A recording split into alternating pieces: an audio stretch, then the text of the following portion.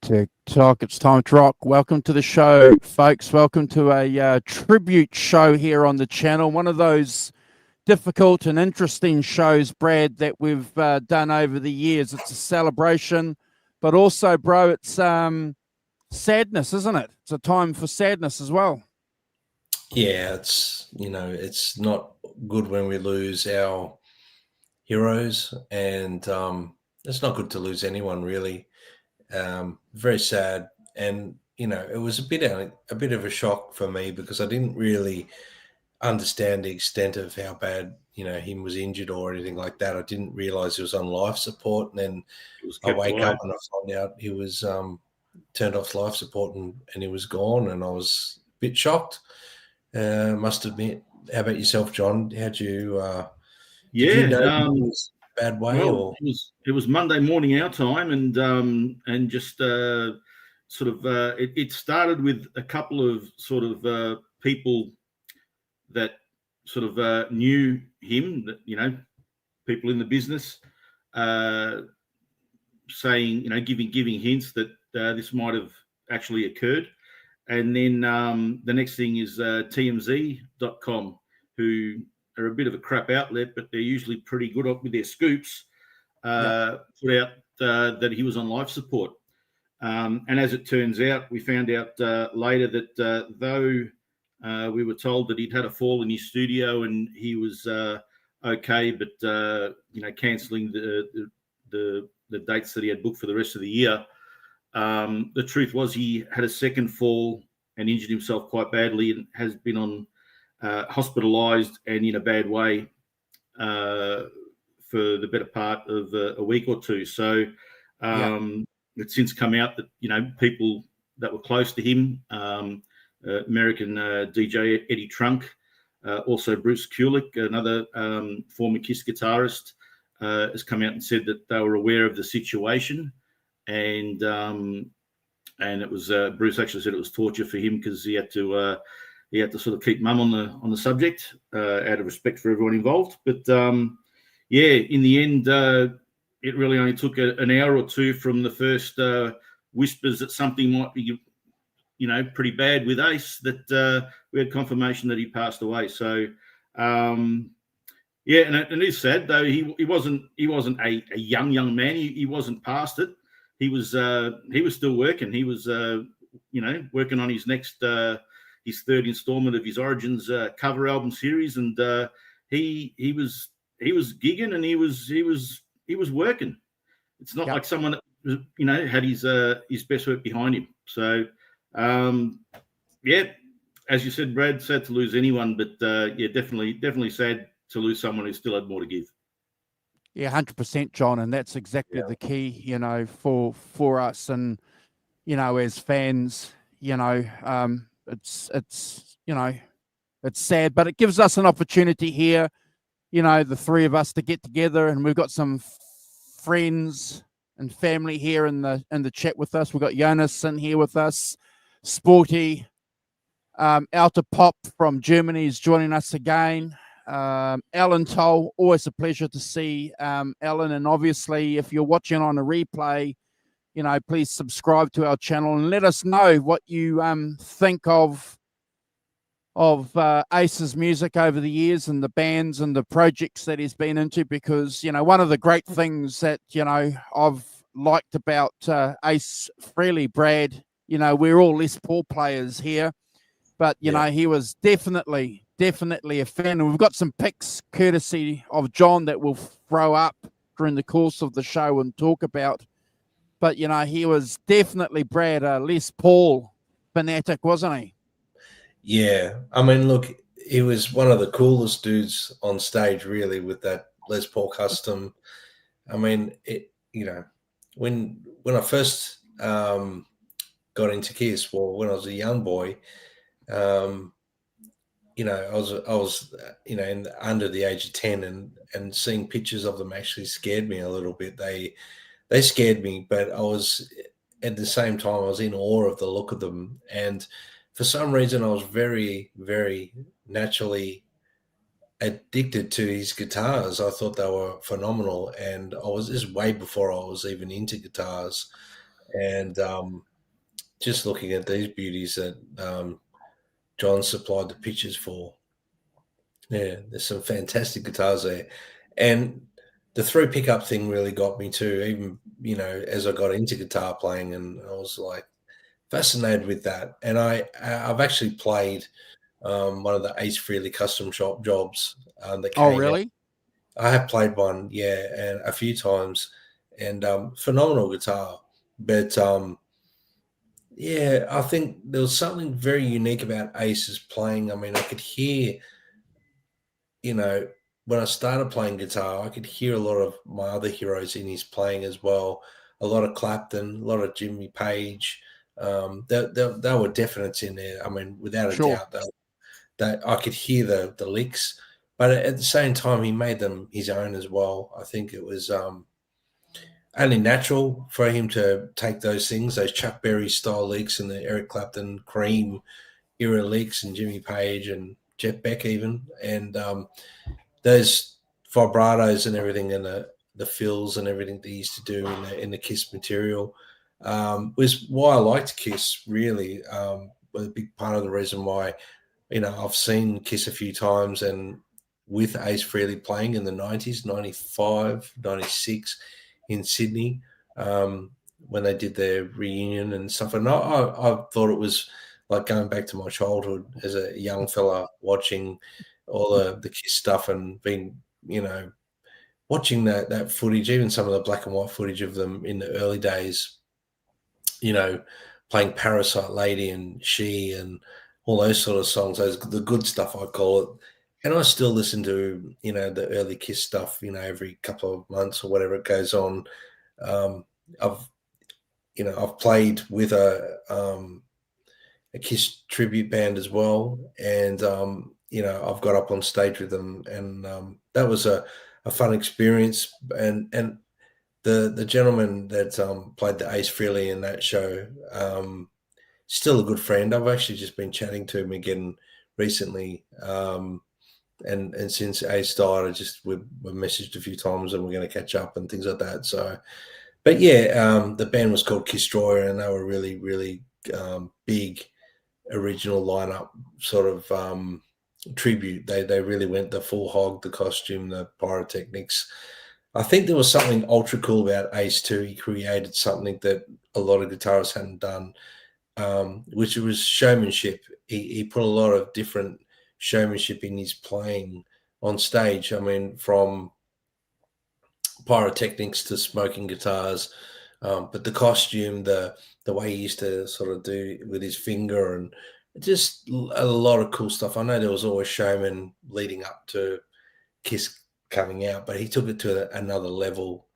And of course, the makeup that the band wore and the costumes they wore, and as you can see, the time frame that Ace was in the band, their costumes changed, and you know, John, being the massive Kiss fan that he is, probably knows what era, what this, that, what costumes and stuff like that a little bit more than I do. But I was more, I know, always thought it was ultra cool watching Ace Frehley play. He had a unique thing with his right hand as well that I've never seen a lot of players do with his right hand. His tapping technique was pretty unique. And I saw some footage just recently that I haven't seen for many, many, many years of Slash and Ace Frehley jamming on they're on couches and they're playing, and that was really cool to watch too. Just an amazing, but he was always, you know, joyous, laughing. He always had that sort of humor about him, and I was always sad that he never, you know, had the opportunity to be in Kiss towards the end again, just to. You know, well, that's a whole story in itself, isn't it? You know, that you know, and that's a 4-hour show. But yeah, good point though, Brad. You know, it's it's the, you know, that part of the legacy is a shame. But yeah, John, you know, we knew years ago that you were a big, you know, Kiss fan. I think one of the things that we met on some streams, you know, you were talking about how Ace Frehley was a big influence on you years ago. So tell us a little bit about, you know, how you got into Kiss, and you know, you've got the T-shirt, you've got the Les Pauls there, you know, you've probably got the dolls. You probably got the dolls somewhere, John. I've got a little Ace Frehley action figure that sits on top of my Mac over there on the other desk, and he just sits there holding his Les Paul, yeah. But I suppose like a lot of Aussies, we got the Kiss mania a bit later than they did in the States, and it really went nuts here, 1979, 1980. I was around about 12 years old at the time, so you know, just perfect age to learn about rock and roll. And before that, I knew the Beatles from their cartoon, and I liked their music, but I was never a music guy. I was all about Star Wars and Planet of the Apes and stuff like that. And then yeah, so when they sort of became big over here, obviously with the I Was Made for Love, a new single, and Sure Know Something from the Dynasty album, or Dynasty as they say in the States. And then 1980 was like, you know, they were on every magazine and cover and every TV show, whether it be a music show or not. And they toured here towards the end of the year. So, I still remember the first time I ever heard of them or saw them was like a little black and white, wasn't even a picture, it was a drawing in the back of a woman's magazine where it had like a one page of like a, you know, kids trivia type sort of thing. And it mentioned how in it was like a Believe It or Not type sort of thing. And that they'd actually drew blood and put it in the ink of the comic that Marvel Comics produced, a Kiss comic in 1977. And I remember looking at this picture of these guys with these weird tribal images on their faces and the story about them putting their blood into the ink. And I thought, what a bunch of weirdos. And that was my first thought of them. But slowly but surely, you know, they became the big thing here. Then, 1980 was the Unmasked album. Right at the time, Peter Criss had left the band. He was on the cover, but didn't really play the album. And like all sort of like trends and fads, by the next year came along, it's people moved on to something else, but I never did. And as I said to you before, Ace Frehley was my gateway drug into other rock and roll, because when I heard him in an interview say, "Oh, you know, I rocked up to my audition and played all my best Clapton, Page, and Beck riffs," I had to go find out who Clapton, Page, and Beck were. And through them, I heard their influences, and I learned about Keith Richards. I went all the way back to Muddy Waters and Robert Johnson, and then, you know, my musical journey expanded from there. So, but all through that, Kiss never left me. And it's true what they say, that the music that you listen to in your teens stays with you.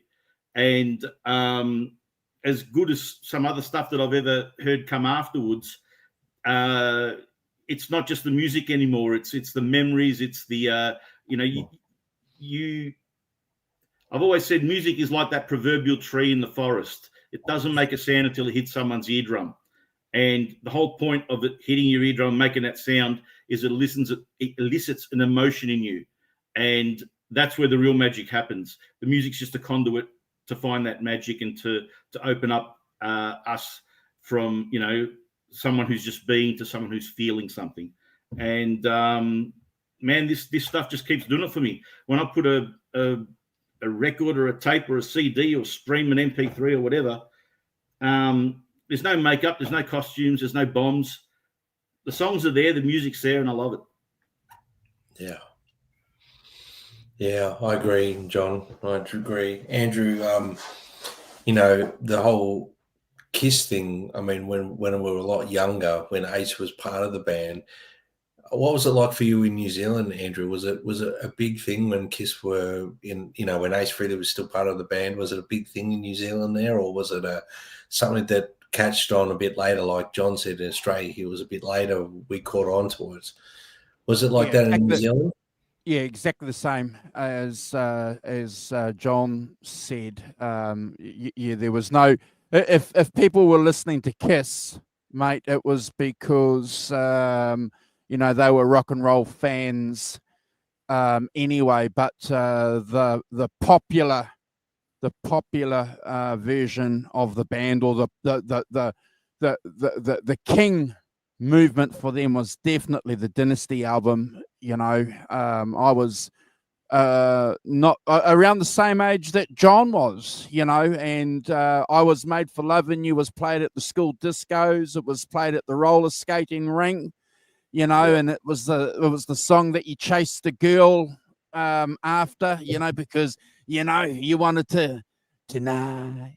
I want to give it all to you, in your mind, You wanted to convince her that she was made for loving you. That's right, whatever that meant when you're 12 or 13. But the video too, so the music was cool, but that video, I guys, we have to put this into a league of its own, because you had disco still reigning and you had new wave coming along, but these guys dressed in this theatrics, or this tribal makeup that John just mentioned, and this bass player with this long tongue, man, it freaked people out, Brad and John. And you got to remember too, timeline is a king in all of this, because it's all very well now and good to look at it and think it's kind of kitschy and it's, you've seen it all before. But back then, people weren't doing that. You might have seen Elvis with his name up in lights behind him once, but bands weren't doing that. There was it's the same sort of thing as like the tapping. Eddie wasn't the first, but he really made it something. And all this theatric stuff, like Alice Cooper had sort of come before them. There was a Crazy World of Arthur Brown. Lots of people did this and that and the other. Kiss did all of it. And they made it so that if you saw a name up in lights, they were the ones you thought of. If you saw a bomb or fire going up, on stage, they were the one you thought of. Everybody else was jeans and T-shirts, but the same way that people freaked out when they saw the Beatles with their long hair by those day standards, because you hadn't seen it before, it was amazing. And even to the point where they took the makeup off in the early 80s, and then once they did the reunion with the original four in the mid-90s, Paul Stanley's quote was, "We don't have to be as good as we were. We have to be as good as people think they remember us as being." And that was the thing, we didn't have, like today, the internet to show us everything that was going on. All we knew is we'd open up an album cover. Let me pull this out just for a sec. I had everything in order, but just to give you the idea. Pull out an album cover, and you see this. Am I hold that straight? That's crazy. It's a war zone. Correct. So again, it's stuff that had never been done, never seen before. And even right to their early days when they didn't have $2 to rub together, they load up, 10 empty speaker boxes to make it look like they had, at 12 Marshalls double stacks on stage, and tell the lighting guy, "Don't shine the light on these ones because we'll see the holes, the empty holes through the cloth." But that's it. And that's the thing, that they sort of, like, as they said, we wanted to be the band that we never saw. They achieved that. And Ace was a big part of that. The things that he came up with the having smoke coming out of his guitar, and then later on his guitar flying up in the air, and he'd grab another guitar and shoot it down with a rocket from the second guitar. Crazy stuff that had never been seen before. Now, everybody's doing everything, but it's one thing to be, doing that sort of stuff, but it's a totally different thing to come up with it and be the pioneer. There you go. There's some stills I actually took off the I Was Made for Loving You video. That's that guitar, and I've got pictures of all the guitars that we can go through later because we've always been a gear channel here. But that's an old 50s Les Paul Jr. It started off as a TV yellow Les Paul that they cut the front out of, and some scientific whiz kid guy put 1,000 little incandescent lights. Now nowadays you'd be making something like that with LEDs. They didn't have that back in '79. Apparently that thing was like an anvil to pick up with all the stuff that was in it, and the what would it take to get it going. But there's a very, very early photo of them in their very early days in '73, where Ace is there playing an Ovation Breadwinner, and you can't really see it in this, or you can see it a little bit maybe. Ace has got his makeup design pretty much worked out exactly how it would always be, but he hasn't got the white around it yet. He's just got the silver over the eyes and the black lipstick. Yeah. And the other thing too is you look at the three other guys, their makeup has had sort of like evolved through their years. Ace has stayed pretty sweet. That was the ad that he answered in the Village Voice. Here's a picture. This is a picture of Kiss as a trio before Ace had joined, and they're still trying to figure out what their look was going to be and what they were going to do. Didn't realize I was going to go straight to history about it. Well, this one you can see a lot clearer that Ace hasn't got the white face on. You can see Peter's makeup is slightly different. Paul started off with a circle on his eye, ended up with a star, went to a different design for a couple of months, but then went back to the star. And Gene's makeup has never stopped evolving, and you can probably pick what year it is from how big and how many of the spikes are coming off his eyes. As you can see there again, there's again changes in the shape of the makeup. I believe that's the guy that owned the club, one of the first clubs they played in Long Island. Yeah, awesome. Very iconic album. Dynasty cover. This album came out after they'd had sort of like a bit of a break away from the band, and was sort of billed as the return of Kiss. And they decided they'd go with a simple photo just to show that they were in the same room together. And you can see why, when you look at those photos, why as a young fella you'd be a little bit scared and in awe at the same time. They were a little bit scary to look at, and the mystique back then was a little different to what it is these days. I mean, oh yeah, as an artist, you have to be so accessible now on social media, where back then there was mystique in what they were doing. And went back to like the 70s with Zeppelin. No one really knew what Zeppelin were doing. There was just a lot of talk and hype about what was going on. Same thing with Kiss. I mean, that was the whole thing. And you can see when you look at those pictures why a lot of children like myself were a little bit scared of who Kiss were. I used to have people say to me, "How do you sleep in this room? Aren't you scared?" Yeah. They posters all over the wall. But I love the fact that they had that shock factor as well. It was pretty cool. Yeah. Sorry, Andrew, cut you off. No, it's okay, bro. So like a lot of us, I've spent the last couple of days just going through looking at some of the videos of the band through the years and watching them, especially in concert. And it always amazes me how choreographed they are. And obviously that's a really good thing because, it's a whole entertainment package. And Kiss understood that right from the word go, that it's just not about the music, it's about the package. But I have to say to you, watching Paul Stanley, the way that he can dance, especially, and these other guys that are surrounding him, Gene and Ace, with these 6-inch platforms, guys. It's just it was the 70s. That in itself's amazing, John. That they're not falling over. Yeah, don't say falling over, man. Oh yeah, that's it's Well, we'll move on.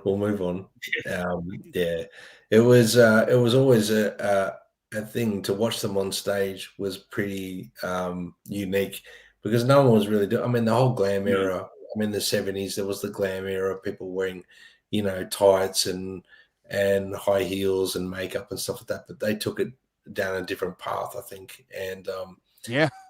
yeah, they took it down a different path, and no one was really doing that. And they were a spectacle. They were like I always used to refer to them as like a rock and roll circus. Yeah. You know what I mean? Back in the day, because they were like rock and roll clowns, and they deliberately did it, and it worked for them. And the music speaks for itself, the playing speaks for itself. But as a musical act, they knew they had to do more than just be a good band. They needed to, Yeah. have a whole package, like you said, Andrew. And I used to love every time I see a guitar magazine with Ace Frehley on the cover in full Kiss makeup and all that. I used to just sit there and looking at it, going, "How cool is that?" Yeah, and I've got a bunch of, guitar player magazines and Guitar World magazines with Ace on the front and the Les Paul. And I used to sit there looking for hours just at the Les Paul, going, "How cool is that?" Yeah, it was just a whole era of I like to say that Kiss took rock and roll to the next level because it became a spectacle, and Ace Frehley took rock guitar playing and made it like a feature film. He wanted to be a character. He wanted to have a certain thing every gig. I know in the past, like Jimmy Page used to have the laser beams and all that sort of stuff, and Pink Floyd had all that stuff as well. But it's like he took it and he goes, "This is a spectacle now. It's not just about the playing; it's about the whole thing." The smoking guitars, as you said, John, the shooting his other guitar with a pyrotechnic out the neck of his guitar and things like that. Just very, very cool. Yeah. Look, it in some ways might have worked against them. A lot of people didn't take them seriously. I'm actually surprised you guys are as sort of receptive to it as you're saying now, as from discussions that we've had previously, that you're not having Kiss on this channel, but all in good fun, I know. But yeah, I know there's definitely some people that sort of Kiss was the band you sort of started with as a kid, and then you moved on to real music. But no, man, some of this stuff just has stayed with me all along. I've never been one to subscribe to the concept of a guilty pleasure. If I like an ABBA song or a Taylor Swift song or something like that, man, I'm gonna own it and I'm gonna enjoy it for what it is, because it's all valid. The worst band in the world is someone's favorite band somewhere. Well, 100%, John. And I think there's one thing we've got to remind ourselves of too. And Gene Simmons, is a master at saying it. And I'll never forget the first time I saw him say it on one of those documentaries years ago. He said, "Who gives a shit about the critics? Who gives a shit about the journalists?" And I'm listening because that's exactly what he said, and probably worse. He said, because these people think they know music. And I'm going, okay, and they criticized our music and they ditched it. But millions and millions of dollars later, John, the fans, the people who are paying the money for the tickets and the albums, they're the ones they that make liked the it. rules. Yeah. Yeah. There's a famous review from the early days where I'm going to sort of paraphrase it a bit, but pretty much to what the guy said was, "And to the 4 guys behind the paint whose names don't matter, I hope they're putting some money away for the future, because this is not going to last." And how many of those bands that were around 73, 74 that didn't make it to the 50 years that Kiss did, and they built an empire over it. And like so many of the big acts recently, they sold their name, their brand, their publishing, their music, their likenesses, all the rights and everything to Pop House for something like $300 million. After 50 years of making money on it themselves. So the people are the ones that determine what's good, what's worth it, what's valid. And even if I was the last Kiss fan on earth, and everyone else thought I was stupid, well, there's plenty of other reasons to think why I'm stupid. But I'm just going to sit here and enjoy the stuff as I enjoy it. That's what 100%. music's all about. That's what music's all about, John. It's enjoying it, But and that's one thing though, Brad, that we've always said on the channel too, because we've ranked. That's what we do here. We rank albums, and there's a lot of albums where journalists have so-called experts have ditched the albums or the bands, and at the end of the day, Brad, it's where you're spending your money. It's where you're going, bro. 100%. 100%. Look, back in the day, Kiss were marketable because they had an image. They had the thing. The music, for some people, was almost secondary. But you can stem that back to a lot of other bands in the past too, Beatles being one of them. The people who go watch them play, they weren't even listening. They're just screaming because it was the Beatles on stage. Yeah, 100%. So the Kiss were like that to an extent in their own right. Not comparing the Beatles with Kiss at all. Not doing that. But I'm just saying, for some people, it was more about the image because it was cool to like Kiss. It was cool to like the makeup and all that stuff. But for the real diehard fan like John, for example, it was the whole package. You could never see another picture or video footage of Kiss again, but you'd still love the music, is what I think John's trying to say. Yeah. In all honesty, too, as they sort of they did their run and things started to get a bit out of hand, and obviously had the two factions of the guys that like to party versus the guys that are a bit more straight edge. And it really was coming to a head where around about 1978, Ace was really thinking about leaving the band, and he wanted to do his own stuff. He'd had enough of that. Just the thing is with Kiss too is they kind of based themselves around being the Beatles on steroids. And being a band where all four faces mattered. It wasn't like the front man and the guys that played behind him. And so fearing that Ace was going to give it up and go do a solo album, management said, all right, let's all do solo albums. And that's what they did for that year.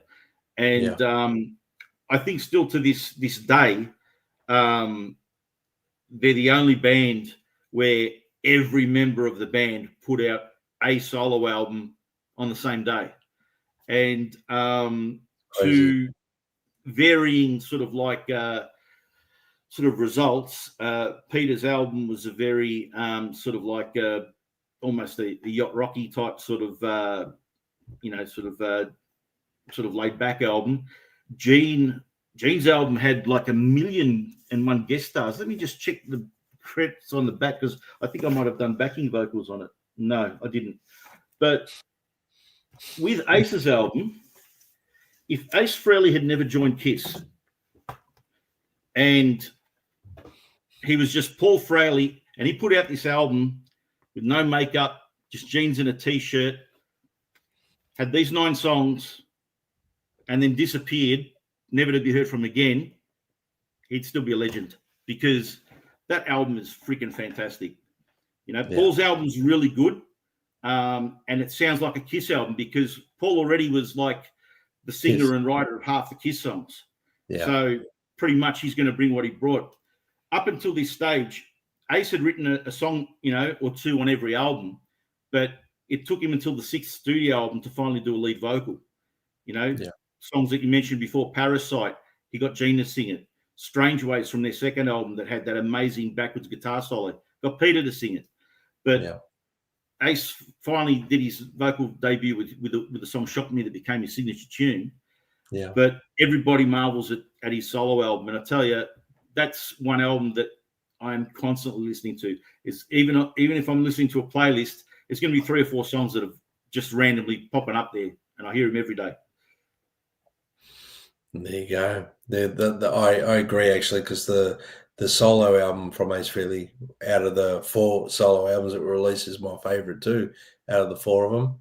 And I haven't listened to that one for a while. I'm going to actually go and have a listen to that now that you've inspired me, John. Well, mate, I'll give you a big Molly Meldrum and say, do yourself a favour. You know, to me that's just a great rock record. You know, it's got its good, you know, sort of hard rock songs like Rip It Out and Speeding Back to My Baby. It's got the sort of like more doom slow rock like the Snowblind and the Ozone. A couple of poppy tunes, the disco beat of New York Groove, a great instrumental at the end. So and it all just flows so nicely. It's again, great album. Great album. Yeah. Well, I'm sure, you know, there's a lot of people that will probably watch this, John, and agree with you, but that, you know, there's a lot of people that we listen to in other bands that were heavily influenced by Ace as well. I mean, you look at, say, for example, in Pantera, you know what I mean? The guys loved Kiss. There was just something about Kiss. They were nuts for Kiss. That's right. And they just loved Kiss, you know, and Dimebag, I mean, he couldn't say enough amazing things about Ace Frehley. There was just something about Ace Frehley that just really, and Dimebag was one of those most amazing guitar players in that metal scene, but he was just a big Ace Frehley fan. Slash from Guns N' Roses, you know, a lot of players are just, you know, John Five, who's now in Motley Crue. All these players, I can't even think of them. John, you probably can think more. Tom Morello, Randy Rhoads, all these different players were really inspired by Ace Frehley. You know, so well, I don't know if it's just the algorithm working, because obviously I'm a Kiss fan, so I've clicked on a lot of Kiss stuff. But this past few days or this past week, my social feeds have been full of Ace and full of people that I wasn't expecting to come up and say, you know, what they said about him and stuff like that. And realistically, again, taken into the fact that that's probably tailored a bit towards me, and I'd like to hear what you've been seeing popping up on your feeds. But going back to when Eddie passed away 5 years ago, and then not too long ago with Ozzy, this would be sort of like the third one up there that I've seen just completely, you know, we're constantly seeing news of someone leaving us in today's sort of like, you know, 24-hour news cycle. And, you know, like I said, it's Eddie and Ozzy and now Ace that have completely taken over the feed. Every second post, story or picture is of him.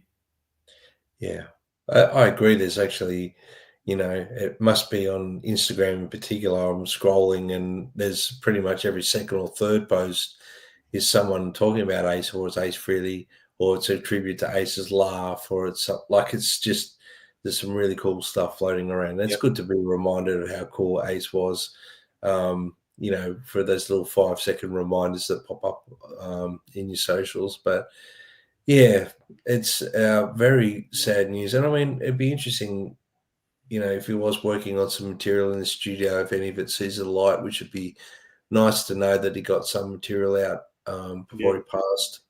I don't know how far into his recording he was for when he was in the studio, but like you said, John, he was still, you know, I'm going to say relevant, because he was still doing things and still had a fan base, and people were, you know, willing to go and see him play live, buy his material solo. I seen him solo a few years ago in Melbourne. I've forgotten, feels like a while ago now, probably a bit more than a few years ago. But I'm trying to remember if he came after the time I saw him. I saw him in 2010 when he toured the Anomaly album, which was like a big sort of like comeback album for him. That at that stage he'd been sober for quite a few years. I think he got sober in about 2004, 2006, something like that. And that was the first album that he put out in 19 years, because obviously within that time frame, his third solo album, Trouble Walking, had come out. There's a little CD cover there. And then 19 years later was Anomaly. And I think, look, I'm not going to sugarcoat it.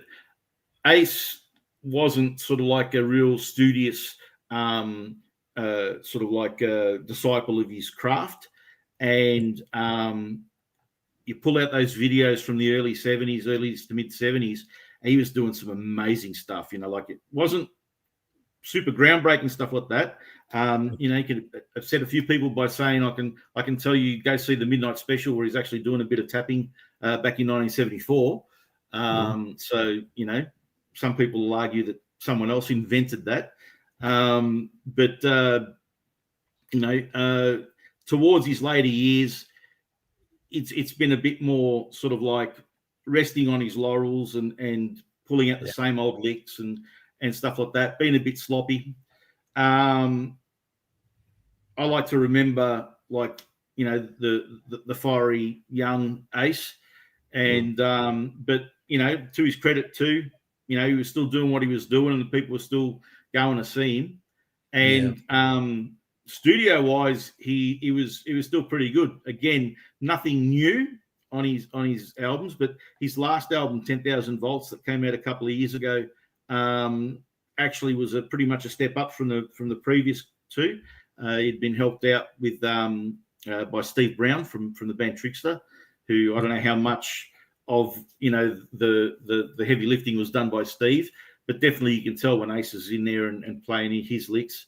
And yeah, so like I said, it's not like we hear of some old man who used to be a rock star. Ace was still doing it, and I'm sure that if he hadn't had this unfortunate accident, that he would have been gigging this weekend, and we possibly would have seen obviously Origins 3 that he was working on, another album of covers, and quite possibly another album of original stuff after that.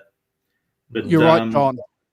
You're right, and I think one one of the great things about these guys is that they continue to work. I was having that conversation yesterday with one of my work colleagues. We don't have to expect these guys to retire anymore. They can continue playing and recording. Mick Mars, Brad, came out with an album early this year, and he's still in the studio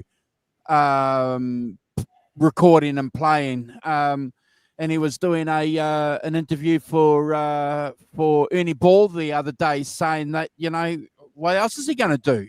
So it's like it's exactly the same as Ace John. He's the fact that he got sober, put him into a different position. And how many times have we seen musicians do that to John? Manage to get clean, get sober, and and you get an album, you get some programs, you get some concerts, and he was out there. We're lucky enough on the channel a couple of years ago, we had a guy called, I forget his name, but he's a Kiss nut, and he was on and he was talking to us. Brad, do you remember about that guy that was doing copyrights and forgive me, I should know the guy's name, but anyway, he was telling us, this guy that was on the channel, the American guy, that he would arrange get-togethers and Ace would come along, and they'd pay Ace, and they'd be charging tickets for people to come along and just have a photo with Ace, John, and Ace said that he loved doing that stuff. He seemed to be pretty connecting with his fans, didn't he, John? Yeah, look, he was famously hit or miss. You never knew which Ace you were going to get at a meet and greet. Yeah. Sometimes he'd be really engaging, and other times he'd be sitting next to you while someone took a photo. But give me the money. I'm out of here now. Sorry, mate? No, yeah, give me the money. I'm out of here now. Yeah, sort of like so. And look, he even said it too. Like, as much as he campaigned to get back into Kiss over the past couple of years, he was very adamant about expecting a payday for it. And I think really the end result was that obviously Kiss had sort of like proven that they could move forward with their business model with other people and still sort of be able to carry forward Passion. and not have the headache. And because also you got to remember too is when Peter and Ace returned to the band in the mid-90s, they had previously sold back their stake in the entity that was the brand of Kiss back to Gene and Paul, and so they came on basically as hired guns. Yeah. And in some respects, they didn't know how big this thing was going to turn out, and if it died in the arse, they would have still got their 40 grand a show, and Gene and Paul would have eaten it. But then again, you take the risk, you get the profit, and I think that sort of like Ace overestimated, sort of like how much pull he had. Obviously, those people in the know, knew the difference between Ace Frehley and Tommy Thayer. But as we've seen, even in some of the tributes that have gone on this week, those people that know, and those people that don't.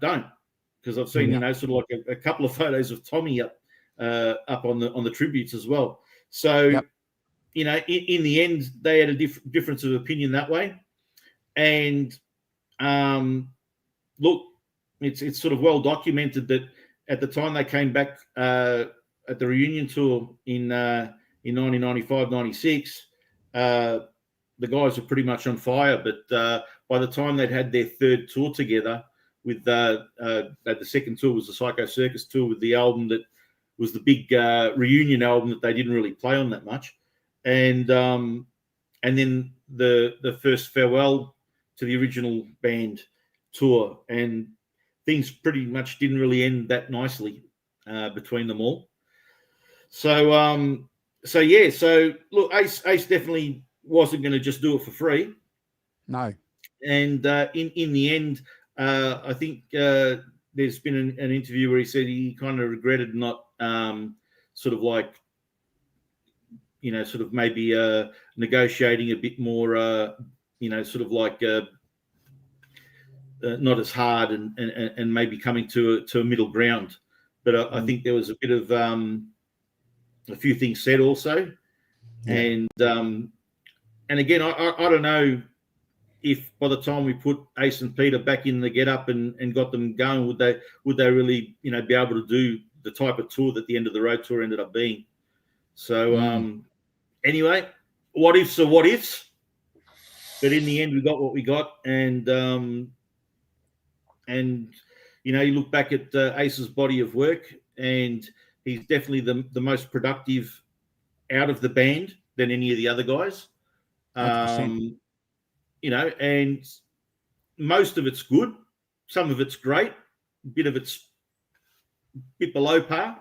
But as I said before, there's definitely enough good stuff in there to carry a show. And I personally thought it was a bit unfortunate the past couple of years, and I think this has been something that was pushed by the promoters, that he was playing more Kiss songs than Ace Frehley solo songs. But that is what it is too. Not to say that, it's not cool to hear Ace play Love Gun and Detroit Rock City and all that sort of stuff. But yeah, so, we can all be armchair experts, but cheers, G. I think for what we did get out of Ace, we should be pretty happy with what we did get. I think we've got the Rock Professor in the chat. Thank you, Simon. Good to see you, Rock Professor. Hey, Simon. We try to remember people on this channel for the good they've done, like you've pointed out, John. So for me, I'm always going to try and remember, those leaks. I mean, I've got a live cover of myself playing Shock Me, and I was going to put it up just on Instagram. It's not video footage, it's just the music. I was just going to put a picture of a guitar with that just for fun, and I decided not to because I thought that's not in good. I'm not sure I agree with people cashing in on the put an Ace Frehley song up now, put an Ace Frehley, like I've just thought, but maybe down the track I might just put it up for a bit of a laugh. It would have been 10 years ago or more. It's just me singing, playing guitar with a bass player and a drummer. It was a bit of fun. And but always try and remember Ace Frehley is the Les Paul into a Marshall wielding clown that was up there playing for Kiss and playing some really cool, modified Clapton, Jimmy Page and Jeff Beck and all that stuff, licks that he created out of those guys, and they're all our heroes here on the channel as well. So, it's something that I think everybody should go and listen to Ace Frehley's solo stuff as well, like you pointed out there too, John, because there was some good stuff on his solo stuff, and so what? I always think it's quite funny when people go, oh, they're cashing in playing old Kiss songs, this and that. Well, he was part of Kiss, and he was part of the golden era of Kiss. Yeah. So, if he wanted to go and play Love Gun and She and Parasite or whatever, it doesn't so big deal. I reckon let them be who they are, and it's like watching other rock bands of the 80s and 90s out there still touring now and playing songs. I mean, they're old men now doing it, but so what? That's what keeps them alive. That's what keeps them playing, and I saw an interview with John Five, and I won't go on about too much, but the one thing he did say was, he spoke to Ace a few days before his fall in the studio and said he was just really happy. He was in a good place, happy. So, if that's what music does to these old rockers, then so be it. And I'm a big advocate for music keeps you young and keeps you enjoying life. So, hey, God bless Ace Frehley and look at that. That's a cool picture there. I mean, look, it's one of those things, guys, where Ace will always be remembered. He won't be forgotten. He's one of those guys. Definitely. Yeah. I mean like, how cool is that? My mum didn't know who Paul McCartney was, but she sure as hell knew who Kiss were. Yeah. That they were just so recognisable. Everybody knows those faces. Yeah. Yep. I think that the whole thing about for me, that Cherry Les Paul was something that inspired me to go after an orangey red or orangey yellow sort of Les Paul colour. I just loved it, Well, talk about your 3 pickup Les Paul. That was how a Les Paul was introduced to me. So it took me quite a few years to get used to seeing a Les Paul with only 2 pickups on it. Yeah, I get it. Even though that's his 1973 Deluxe that got sort of retrofitted with humbuckers. All the early pictures have that guitar. Most of that was his number 1 guitar until sort of early 77, where he bought the Cherry Sunburst Custom. And again, this guitar here, this is the one that he used to record with. That's actually a 59 burst that he had for a long time. That was his sort of secret weapon in the studio. Beautiful guitar. Beautiful. And that's the back of one of the smokers. You can see they've really done a number on that one. They've pulled the guts right out of that. Yeah, well, it's what do you call it? A tool. It's a working tool. That's it. And here you can see, so now I don't know if these are actually his guitars or not, but as a good illustration, so that Cherry Sunburst Custom, you can tell it's a custom by the inlay on the headstock and the block inlays. Most customs, usually you see them, they're black, but they did come out in other colors as well.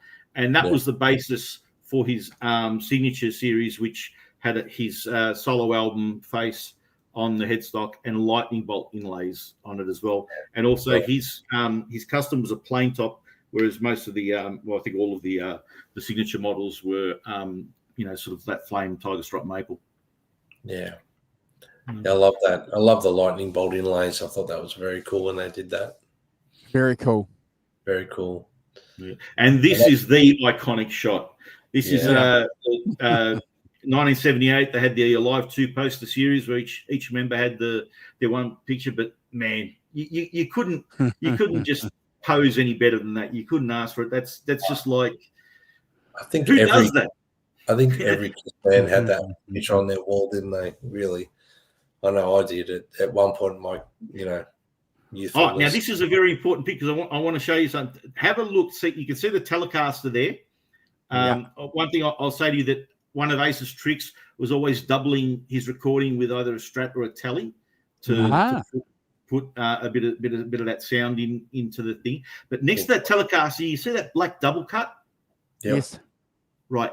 That is actually the 73 Tobacco Burst Deluxe that got modified. And there is a picture somewhere in where I sent you where you can see the front and back of that. Even back in the days when it was still a Tobacco Les Paul single cut, he had taken a screwdriver to it and actually sort of like chipped away at the heel to make it sort of like a bit more comfy. As you know, as anyone who's played a Les Paul knows, that it's not exactly the most comfortable neck joint when you in comparison to some other guitars. And then around about 79-80, he had that black custom that he swapped the cream plastics on.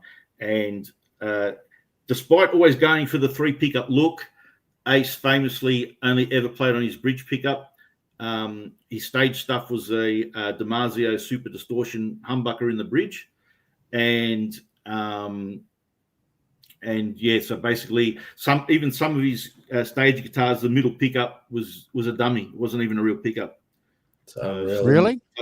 Plastic thing that was put there just for the look of it. Yeah, like Ace famously, he'd have the neck pickup either disconnected or he'd have the volume rolled off, and he'd use the selector switch as a kill switch, stutter switch, where you get that sound out of it. Well, gents, I think we've done a pretty good little tribute show to Ace. I think maybe we could always do another show down the track of Ace's gear and things like that. We could probably do a whole show on that, guys. You know what I mean? And we've got the pictures that John supplied, and we've got all the information there. So I'm sure we can probably do another show down the track on Ace's gear. I mean, that would be a pretty cool show in itself.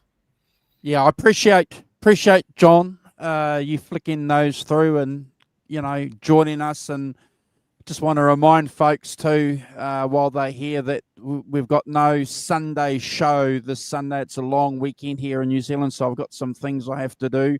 I'm going to be live here on the channel with Carl, doing a part 2 Rolling Stones thing with Carl. We're going to be talking about the Mick Taylor years in the Rolling Stones, and we're going to be sorting ourselves out, the 3 of us here in the Rock Professor. We're going to be doing a special. We're going to sort of work out when we're all going to go and see the new Bruce Springsteen biopic, and get together and spend some time talking about that. So I'm going on Saturday. When are you going, John? I'm actually really looking forward to it. I'm going tomorrow night. I'm going with my daughter, who is going to be, I'm glad she's going because she'll give me the viewpoint of a fresh intro. So obviously knows a bit about Bruce. I've told her the story of how the album came about and everything like that. But she had to listen to the music one time because I suggested it to her that seeing she's a big Lana Del Rey fan, and she put me onto that. I said, this is very laid back sort of stuff. I'd sort of pushed her a bit towards Nebraska. So I'm really interested to hear her take on it as well, because I mean, unless they go wildly off the story, I know exactly the story behind it all. So it's not like there's going to be any spoiler warnings for me, but it'll be interesting to see how someone who just isn't at all familiar, what her reaction is going to be to it. Yeah. Well, it's a masterpiece of an album, Nebraska, and I'm like you. I'm certainly looking forward to. I love these biopics, Brad. And they give you a bit of a history. So we're going to get together and do that. We did one with Becoming Led Zeppelin early in the year. So, Brad, are you scheduled to be going to see that anytime soon? Because I'm sort of looking maybe first weekend of November we can get together and do a bit of a rundown on that. Yeah, well, I'll have a look at the screen times. I haven't had a chance to. I've been pretty busy, but I've looked at screening times, and I might drag Jackie along and we'll go and watch it. So We'll keep us in the loop, obviously. As long as there's some warm popcorn and some Diet Coke or Coke Zero, it'll be all right. And an ice cream. Got to have an ice cream. Well, we'll see about that. well, that's right. You can always just go to the gym and burn it off. So, you know.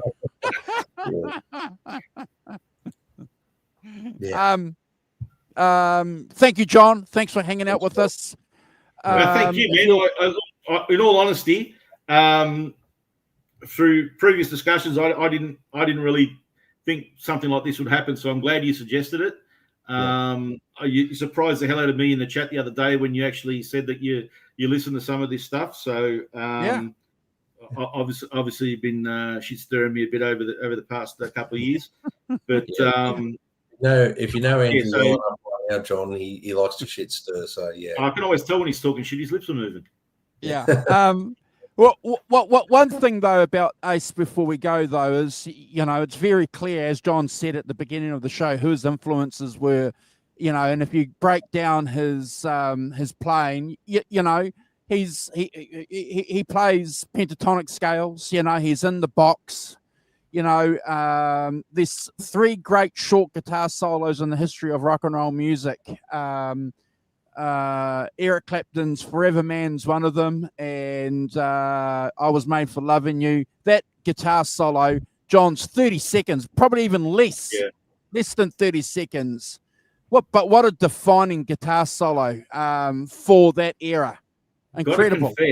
I've got to confess, my favorite version of the I Was Made for Loving You solo is from, well, most people would see it on the recording of the 1980 concert from Sydney that was filmed for a TV special.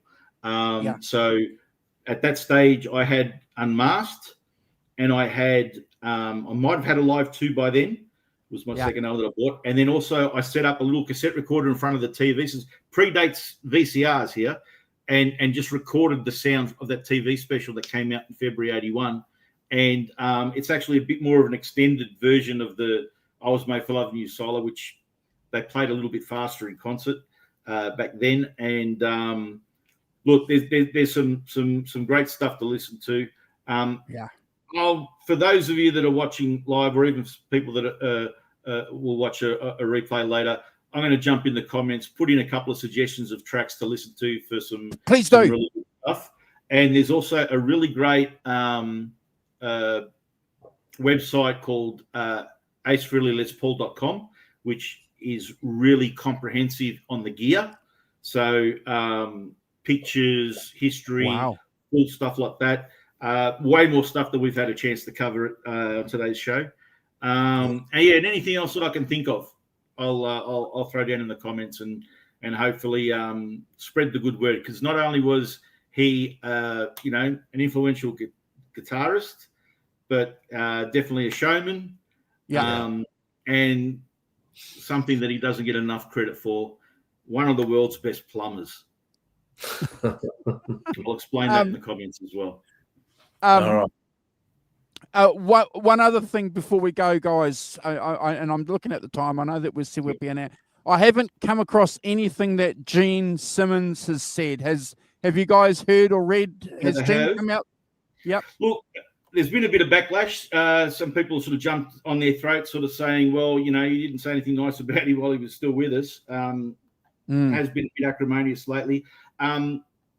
I'd urge people to go back to the Gene speech at the Rock and Roll Hall of Fame induction, where he was very, very glowing about the original band. Have to be. But no, Gene has come out and said that he was irreplaceable. Paul posted a really great photo of the two of them absolutely laughing together. And he told the story of back in '74, he was in a hotel on tour. Someone was out in the balcony playing some awesome guitar, and he goes, I wish I had that guy in the band. And then he looked, he goes, I do. It was Ace. So everybody's got their moments. Then again, Paul's on record saying we were never really friends. But then I've also heard it described by themselves to each other as well. They've been on the outs, they've been together, they've been back on the outs, they've been back together. Brothers fight. I think what they Oh, went through together, Yeah. together was something that only they have. Those four Yeah. guys, those early days. It really was them against the world at the start. You know, with fame comes, you know, temptation and excess. Same old story. We've heard of, you know, with a lot of different players. But Oh well, look at Mick Mars. You know, we were talking about him earlier. Look, he's coming out with some dirt now. You know, on guys. Yes. So look, famously, Kiss were on the Howard Stern show a couple of years ago while they were doing their farewell. You know, their final end of the road tour. Obviously, with Eric Singer and Tommy Thayer in the in Peter's and Ace's place, and there was a big blow up on that because Paul was very adamant that you know the original guys weren't up to the task, and it would be embarrassing to bring them back as far as the band's concerned. Look, for those people that care, it's important. For those people that don't care, it's not important. It ended up being what it was. Yeah. You know, but all right. That's how it is, man. Let's do another show about his gear another time.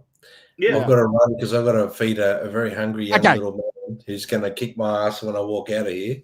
No worries, guys. All right. God bless. We'll see you guys later. Thank you, John.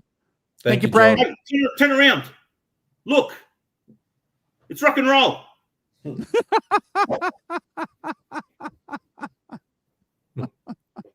If you know, you know. Yeah.